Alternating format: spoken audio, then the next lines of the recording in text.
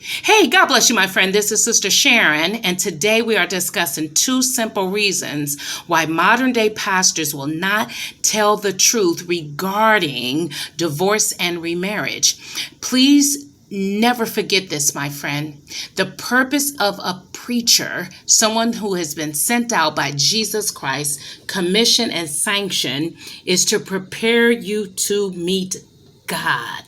That is the primary reason for ministry, is to prep you, to pry you, to bring you into the knowledge of hardcore truth so you have an opportunity to line up your life. Listen and hear me very close, my friend. One of the most twisted scriptures that is causing many people to live in adultery, having sex with someone else's husband or wife, is the twisting of Matthew chapter 19 and 9, where Jesus said, I tell you that anyone who divorces his wife except for sexual immorality and marries another woman commits adultery. Now, I want you to pay very close attention to this, friend, and then I'm going to give you the two reasons why pastors will not teach this. It's simple. Listen to verse 10. This is deep. The disciples said to him, if this is the situation between a husband and a wife, it is better not to marry. Now, listen close, friend. Jesus just told them the one way out is if there is sexual immorality or fornication.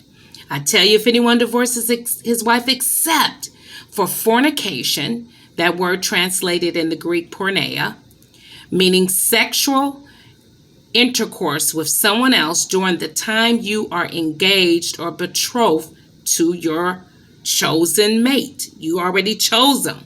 Now you done had sex with someone else. I cannot minimize how important it is for you to get this understanding. The example would be Jesus' own mother. We know that she was impregnated by God, but had not the angel of the Lord visited Joseph and told him to take her home, Mary would have been left to the judgment of men, mortals, that would have considered her an adulteress, one who was immoral and had fornication, porneia, before she consummated her marriage to Joseph. So beloved, Jesus' disciples understanding exactly what he said, that this is the only way you get out of the marriage covenant, is if you find out they done been with somebody else during the time you have already committed, me and you go be my wife for life. Now we're going to start planning our public ceremony. We're going to go before our friends and family, and then we're going to go on a honeymoon. Okay, so during all that time, this person has committed porneia, sexual immorality. Now we find verse 10, those disciples are saying, Jesus, this is a bit much here.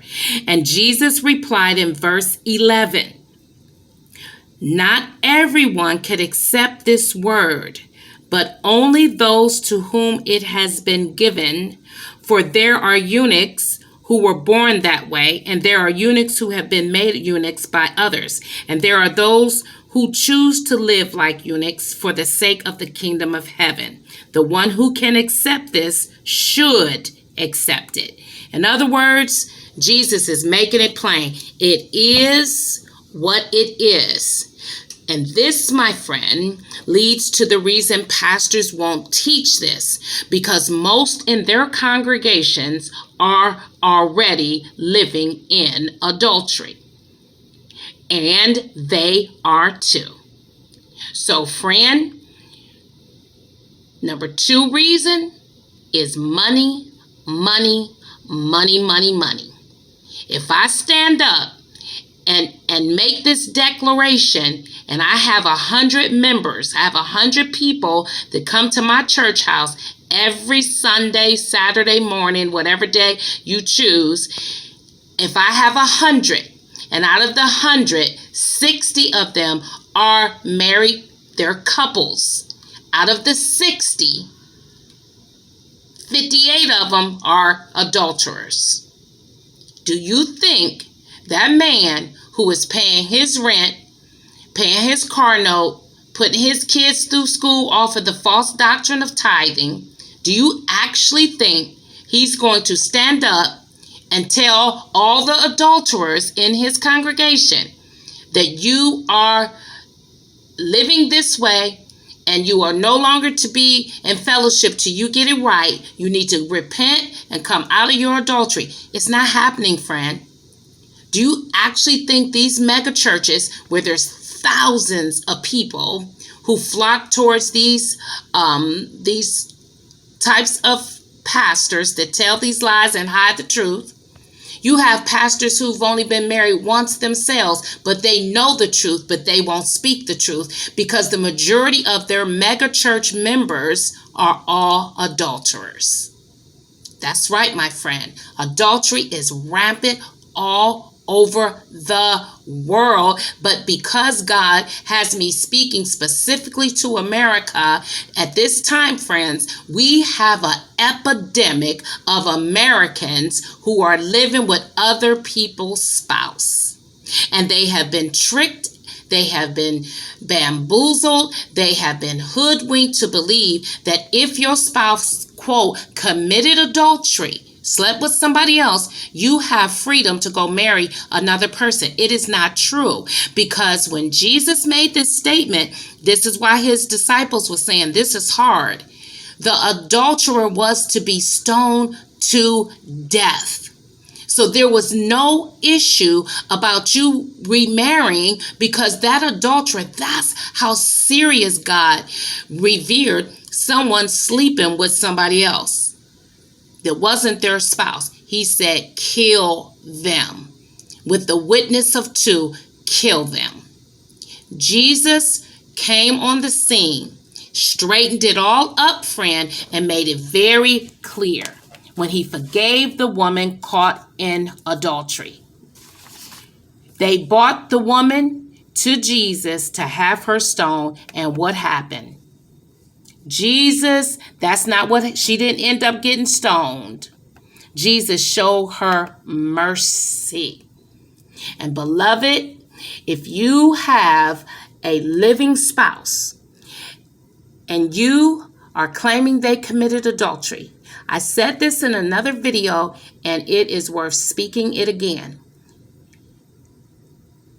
If there is no witness of your spouse committing adultery, there were two witnesses.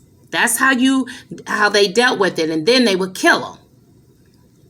But now, beloved, you have a lot of people who have alienated their spouses. They have played all types of witchcraft games with sex in the bedroom, and the Bible even says don't withhold from one another lest one spouse is given over to the devil to tempt them. You have people who have done all types of evil to their spouse. You have men and women who have totally ignored their spouse and put them in these vulnerable situations where adultery comes into the picture. This is why Jesus was very clear.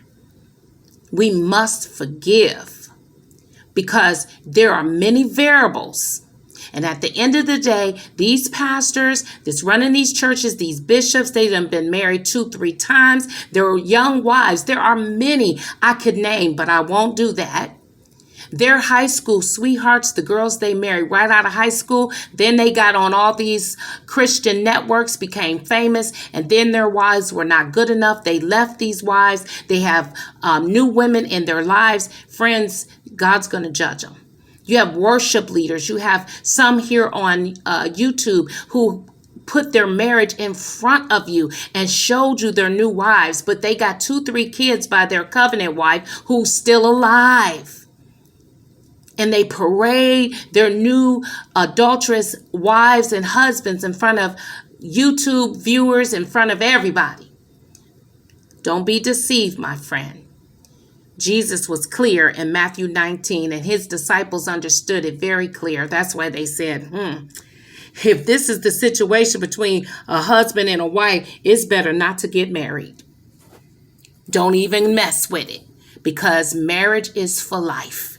And pastors don't want to say it because they have already compromised. I believe enough has been said. And many of them are on their second and third wife. They have children. They have covenant wives that are alive and well. And in many cases, totally heartbroken.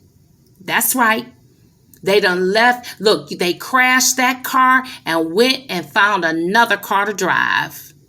Oh, yes. He or she that has the ear to hear, the two reasons is money, and they're already guilty of adultery themselves. God bless you, my friend. May we all be sober and vigilant to seek understanding of the scriptures for yourself. Matthew chapter 19, Luke chapter 16, Romans chapter 7, 1 Corinthians chapter 6, Matthew chapter 14 and 4, Galatians chapter 6. These are scriptures.